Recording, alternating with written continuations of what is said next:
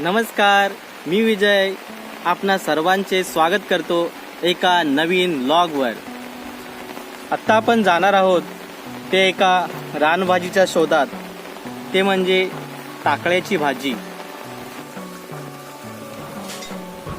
कोकणातील निसर्गरम्य असा ओढा, खळखळत्या पाण्याचा मंजुळ असा नाद, हे पाहायला मिळते फक्त आमच्या कोकणात।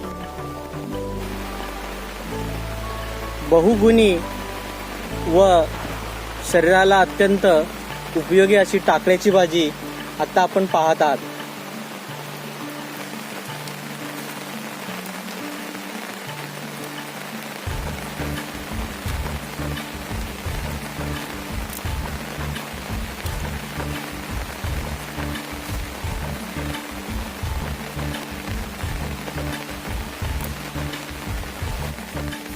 ही पहा, अशा प्रकारे कोकणामध्ये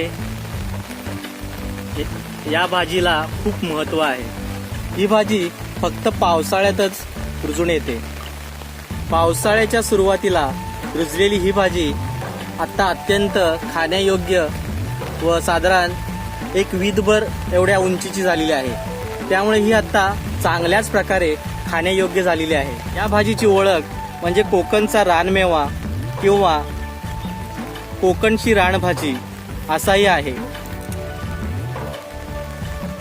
पावसाळ्यात टाकळ्याची भाजी अगदी मुबलक प्रमाणात रुजून येते। ही भाजी म्हणजे आम्हा कोकणकरांना लाभलेली निसर्गाची जणू काही एक पर्वणीच आहे। आपल्याला ही माहिती कशी वाटली हे लाईक करायला विसरू नका। धन्यवाद।